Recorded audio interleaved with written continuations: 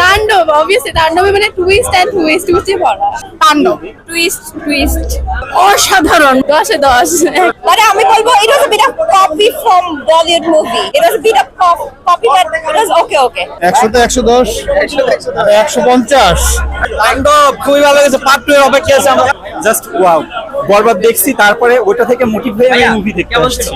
হ্যাঁ, তো সাকিব খান বাংলাদেশের এখন যে সুপারহিট সিনেমা দিচ্ছে, আশা করি সামনে আরো ভালো কিছু হবে। অসাধারণ ছিল। সাকিব কেমন করেছে? অনেক ভালো করেছে। এর বাইরে কে ভালো করেছে?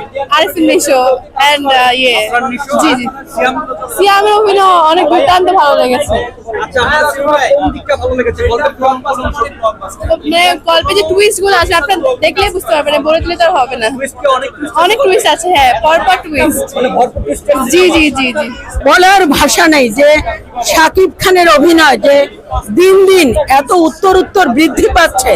আমার মনে হয় হলিউড বলিউড মানে শাহরুখ খানকে ছাড়িয়ে গেছে তার অভিনয়। পাশাপাশি আমাদের সিয়াম, আফজাল হোসেন, আরফান নিশো, মানে বলার ভাষা নাই। আমার মনে হয় যে আমরা আসলে বাইরের সিনেমা দেখার কোনো দরকার নাই।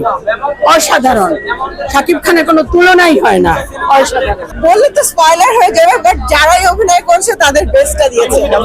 সুন্দর। কেমন ছিল?